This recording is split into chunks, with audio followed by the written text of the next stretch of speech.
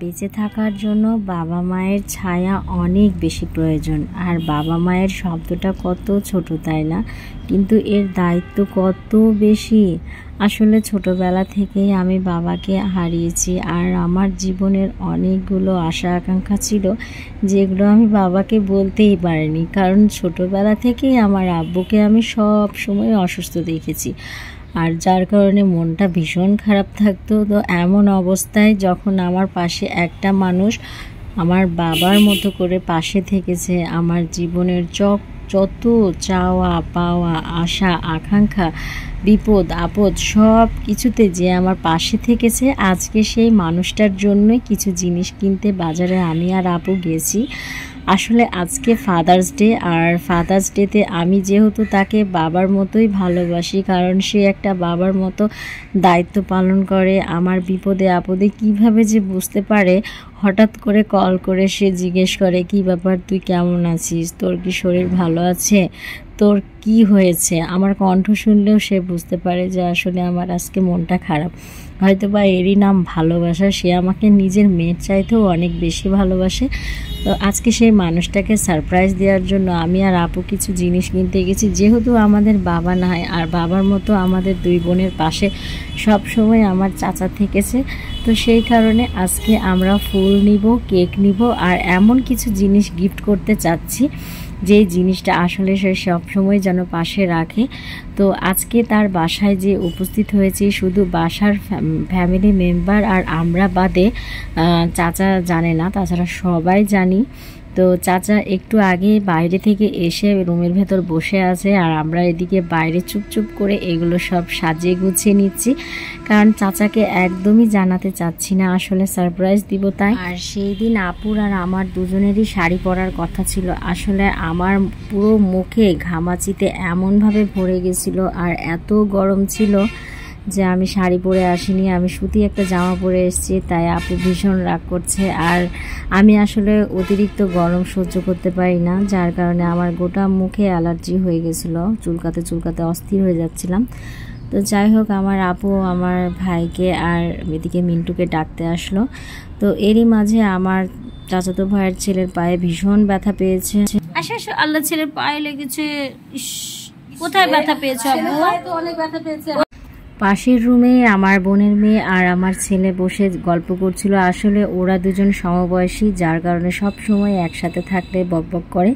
তো তাদেরকে ডাকলাম, যেহেতু আমাদের ডাইনিংয়ে সব কিছু সাজানো কমপ্লিট, আর একদম চুপচাপ করে করছিলাম।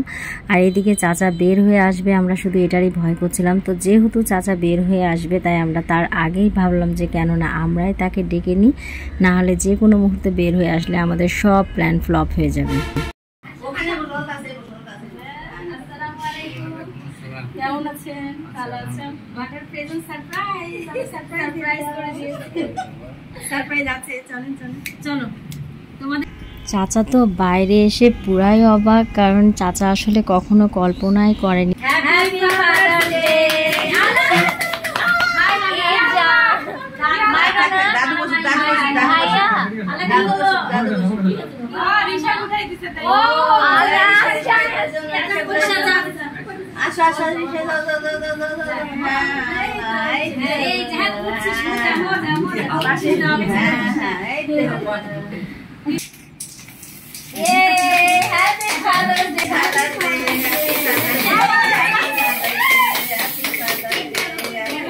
সেই দিন আমার চাচাকে দেখলাম অনেক খুশি, অনেক অনেক, কারণ তার এই খুশি দেখে এত ভালো লাগছিল যে আমাদের সামান্য উপহার এসে যে এত খুশি হবে আসলে কখনো কল্পনাও করতে পারিনি। কারণ আমরা সব সময় তাকে খুশি করতে চাই, আসলে সেইভাবে করে আসলে আমরা কখনো খুশি করতে পারি কিনা জানি না, বাট যাই হোক, যতটুকু যা আমাদের মধ্যে সামর্থ্য হয়েছিল আমরা সেটা দিয়ে তাকে খুশি করতে চেয়েছি। এখানে এখন আমরা সবাই ক্রিম মাখামাখি করব। আসলে কি যে কেক কাটবো আর ক্রিম মাখবো না, এটা কি হয় বলেন? কেক কেটে ক্রিম মাখার মধ্যে মজাই আলাদা। আর যেহেতু পরিবারের সবাই নিজের, তো যাই হোক এটার মধ্যেও একটা অন্যরকম আনন্দ। তো এখন আমরা সব ছেলে মেয়েরা মিলে আমরা চাচাকে ফুল দিচ্ছি। আমার চাচাতো ভাই একটা পাঞ্জাবি গিফট করেছিল আমার চাচাকে, আর এইদিকে আমরা একটা ক্রেস্ট দিয়েছি আমার চাচাকে, যেখানে আমার আর আপুর ছবি ছিল আর কিছু ছন্দ লেখা ছিল। আর এইদিকে হলো একটা মানি ব্যাগ গিফট করেছিলাম। আসলে মানি ব্যাগটা গিফট করার পেছনে একটা কারণ আছে, সেটা হলো তার ভিতরে মোবাইল, কার্ড সব কিছু ভরে সে সঙ্গে সব সময় রাখবে, আর আমাদের কথা তার সব সময় মনে থাকবে। তো অনেক চিন্তা ভাবনা করেই এই গিফটটা আমি আর আপু সিলেক্ট করেছি, কারণ ড্রেস যদি দিই, ড্রেস যখন পরবে তারপরে খুলে রাখলে তো সব সময় আলাদাই থাকবে। তো এই কারণেই আমাদের এই গিফটগুলো আসলে আমরা সিলেক্ট করেছি। এদিকে নানা নাতি দেখেন ক্রিম উঠাচ্ছে, আর একজন আয়নাতে প্লেস পাচ্ছে না, তাই ফ্রিজ দেখে দেখে ক্রিম উঠাচ্ছে। তো আমাদের সেই দিনটা খুবই মজার কেটেছে। তো এই যে এটা ক্রেস্ট, এখানে আমি আছি, আমার চাচা আছে, আমার আপু আছে। তো যাই হোক আমার সেই দিনটা অনেক মজা লেগেছে। আসলে যখন পরিবারের সবাই একসাথে থাকি অনেক ভালো লাগে। আর সেই দিন আমার চাচাতো ভাইরা, চাচাতো ভাইয়ের বউরা এত খুশি হয়েছে আর আমাদের জন্য এতটাই ব্যস্ত হয়ে গেছে। তো যাই হোক আমার এগুলো দেখে সত্যি অনেক ভালো লাগলো, কারণ কেউ যদি একটু ভালোবাসা দেয় না, তার জন্য মনে হয় কি জানেন, যে তার জন্য জীবনটাও দিয়ে দিই। কারণ কি যে কেউ যদি হাঁটু জল পর্যন্ত আপনার জন্য নামে, আপনি তার জন্য অবশ্যই গলা জল পর্যন্ত নামার চেষ্টা করবেন, দেখবেন আপনার জন্য সে তার জীবনটাও দিয়ে দিবে। তো যাই হোক এদিকে আমাদের কেক কাটা কমপ্লিট। এখন একে একে সবাইকে আমরা কেক দিচ্ছি। যদিও মানুষ বেশি ছিল না, আমরা কয়েকজন ছিলাম, কিন্তু এর মধ্যে অনেক সুখ, অনেক তৃপ্তি পেয়েছি, যেটা হয়তোবা আমরা অনেক বড় বড় পার্টিতে, অনেক বড় বড় অনুষ্ঠানে যেও পাই না। আসলে সেই দিনটা ছিল অনেক মজার। আর কিভাবে যে সময়টা পার হয়ে গেছিলো, কখন যে রাত হয়ে গেছিলো, আসলে ভালো সময়গুলো কিভাবে যে কেটে যায় এটা কেউ বলতে পারে না। কিন্তু যখন একটা খারাপ সময় যায়, সেটা কিন্তু দেখবেন 1 ঘন্টার সময়ও মনে হয় 10 ঘন্টার সমান। আর যখন একটা সুখের দিন পার করবেন, দেখবেন তখন 1 ঘন্টাও মনে হবে যে মাত্র 10 মিনিটে শেষ হয়ে গেল। তো সেই দিনটাও ছিল ঠিক তেমনই। তো আমরা সবাই অনেকক্ষণ ধরে গল্পগুজব করছিলাম। আসলে সেই দিন আমাদের বাসায় যেতে যেতে প্রায় 12টা থেকে 12:30টার মতো বেজে গেছিলো। আর এদিকে এরা 2 ভাই বোন দেখেন কত গল্প গুজব করছে, মজা করছে। তো এই রুমে সবসময় আমার চাচাতো ভাইয়ের ছেলে মানে আয়ান বাবু সবসময় খেলাধুলা করে আর কি। আমার এই ভিডিওটা 16 তারিখে রাত্রে করা। আসলে 16 তারিখে ফাদার্স ডে ছিল, আর সেই দিনই এই ভিডিওটা করা হয়েছিল। তো আমার ইচ্ছা ছিল ফাদার্স ডেতেই ভিডিওটা আপলোড করব, বাট আস্তে আস্তে আমাদের প্রায় 12:30 বেজে গেছিলো, মানে 17 তারিখ পড়ে গেছিলো। তো পরের দিন যেহেতু ঈদের দিন, আর ঈদে তো নানা রকমের বিভিন্ন কাজে আমরা ব্যস্ত হয়ে পড়েছিলাম। আবার আজকের দিনও আমরা মনে করেছিলাম 18 তারিখ আজকেও আমি ভিডিও আপলোড করব, বাট আজকেও আসলে এতটাই মানে ব্যস্ত ছিলাম আর এত মেহমান বাসায়, তো যার কারণে আসলে আমার একটু লেট হয়ে গেছে। তো যাই হোক এদিকে দেখেন আমার ভাইয়ের বউ আনিকা আপু এত লক্ষ্মী, আমাদের জন্য কত ব্যস্ত। আসলে আমরা গেছি, এদিকে গল্পগুজব করছি, আর ওই অলরেডি কিন্তু মুরগির মাংস আর গরুর মাংস দুপুরে রান্না করে রেখেছিল, আর আমরা গল্পর তালে তালে আসি। আর এর মাঝে ওই কখন আরও বিভিন্ন রকমের খাবার সব তৈরি করেছে, এটা আসলে আমাদেরকে জানতেই দেয়নি, আমরা এদিকে গল্পের মধ্যে আছি। তো যাই হোক আসলে সে অনেক ভালো মেয়ে, আমাদের সাথে এতটাই ভালোভাবে মিশে গেছে। আর ওই বলে না, আমার প্রত্যেকটা ভাইয়ের বউ আমাদেরকে অনেক ভালোবাসে, আর আমাদের পরিবারের মধ্যে সবার সাথে সবার ভালো সম্পর্ক আছে বলেই আসলে আমরা সবাই ভালোভাবে থাকতে পারি। আর যাই হোক এর তো দুলাভাই চলে আসছে।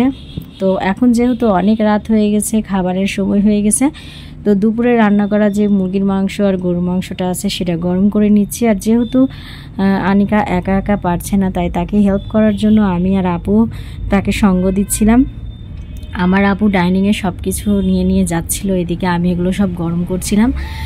তো যাই হোক সে এত কষ্ট করে এত কিছু যে আমাদের জন্য করেছে। আমরা যে সেই দিন যাব শুধুমাত্র বাসার সবাই জানে, চাচা বাদে। তো সেই কারণেই আনিকা 2 রকম মাংস আগে থেকেই রান্না করে রেখেছিল, আর পরবর্তীতে আরো বিভিন্ন রকমের তরকারি রান্না করে। এটা সম্পূর্ণ কিন্তু আসলে ভালোবাসা, হ্যাঁ ভালোবাসার জন্যই আসলে সব কিছু আর কি। তো যাই হোক এই ভালোবাসাটুকু পেলেই আমরা অনেক খুশি। তো এদিকে আমাদেরকে খাবার দেওয়ার জন্য দেখেন সব প্লেট ধোয়া হচ্ছে। আর ডাইনিংয়ে দুই জামাই বসে গেছে, আমার ভাই বসে গেছে। যাই হোক, প্রত্যেকটা খাবার অনেক মজার ছিল, এত তৃপ্তি করে খেয়েছিলাম। আর যেহেতু অনেক রাত হয়ে গেছিলো, সবার অনেক বেশি ক্ষুধা পেয়েছিল, তো যার কারণে সবাই পেট পুরে খেয়েছে আর অনেক মজা হয়েছে। আসলে সেই দিনটা আমার কাছে একদম স্মরণীয় হয়ে থাকবে, কারণ এইভাবে করে আসলে হঠাৎ করে যে এত মজা করতে পারবো সেটা আসলে আমরা কখনো কল্পনাও করতে পারিনি। আর এই তো এরা দুই ভাই বোন এখানে বসেছে আর টেবিলে জামাইরা বসেছে। তো জামাইদের খাওয়া শেষ হলে তারপরে আমার চাচা, চাচি, আমি, আপু আর আনিকা আমরা সবাই খেতে বসবো। তো যাই হোক, এদিকে এরা সবাই খাওয়া দাওয়া করছে, দেখে আসি আমার ছোট ছেলে কোথায় খাচ্ছে। চলেন তাহলে। তো এই তো পাশের রুমে আনিকা, আয়ান বাবু আর আমার ছোট ছেলে খাচ্ছে। আসলে আয়ান আলিফকে এত বেশি ভালোবাসে, আয়ান আলিফকে ছাড়ছেই না। আমার ছোট ছেলেকে অনেক ভালোবাসে। আর আসলে ও সবসময় একা থাকে, তো মানুষ খুব পছন্দ করে। আমরা গেলেও আমাদেরকে আসতে দেয় না, সারাক্ষণ আমাদেরকে মানে লুকিয়ে লুকিয়ে বাসা থেকে বের হতে হয় আর কি। তো ওকে কোনো মতেই ডাইনিংয়ে বসে খেতে দিল না, সেই কারণে রুমে বসে ওরা দুজনে খাচ্ছে একসাথে। তো এত মিষ্টি একটা ছেলে, দেখেন কত কিউট করে হাসছে। তো যাই হোক, এরা কার্টুন দেখছে আর খাচ্ছে, ছোট মানুষ বলে কথা, বুঝতেই তো পারছেন। আর এইদিকে আমার চাচা একটু নিচে গেছিল, কত লেট করে এসছে উপরে, তাই আমি রাগ করছি আর বকা দিচ্ছি। বললাম যে খাতে বসবে, বড়াপু দই বিলি করে বেড়াচ্ছে।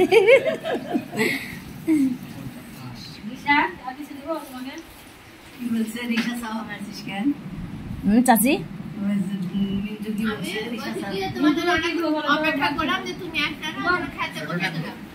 ছোটটা ওই যে আয়ান বুড়ার সাথে খাচ্ছে। এইদিকে চাচা এসছে, চাচাকে আমি খাবারের জন্য সবকিছু আগিয়ে দিচ্ছি, কিন্তু কোনো মতেই সে এখন খেতে বসবে না। যেহেতু আমরা অনেকদিন পর গেছি, সে চাচ্ছে যে আমাদেরকে নিয়েই একসাথে খেতে বসবে। তো আমি বারবার বলছি আমাদের সাথে কেন খাবার, জামাইদের সাথে খাও। তাই দেখেন একটা দানা তুলে মুখে নিচ্ছে। আসলে সে আমাদেরকে অনেক ভালোবাসে, তো তাই সেই কারণে আমাদেরকে নিয়েই খেতে চাচ্ছে। এইভাবে করে খাওয়া দাওয়া করে, গল্প করে, আনন্দ ফুর্তি করে, সব কিছু করে আমাদের খুব ভালোভাবে দিনটা কেটে গেল। দিনটা না, রাতটা কেটে গেল। তো এখন আমাদের যেহেতু বাসায় যাওয়ার পালা, তো এই তো এখন দুলাভাই আমাদেরকে গাড়িতে করে বাসায় রাখতে যাবে। তো সবাই উঠে পড়েছি গাড়িতে। এখন প্রথমে আমাদেরকে রাখতে যাবে, তারপরে সেইখান থেকে আবার দুলাভাইরা বাসায় চলে যাবে। তো আজকের ভিডিও কেমন লেগেছে অবশ্যই আপনারা কমেন্ট করে জানাবেন, আর একটা লাইক দিয়ে দিবেন। আর যদি নতুন কেউ দেখে থাকেন আমাদের পেজটা ফলো করে দিবেন। আর প্লিজ এই বোনটাকে সবাই সাপোর্ট করবেন, কেমন? তো সবাই ভালো থাকবেন। আজ এই পর্যন্তই, আল্লাহ হাফেজ।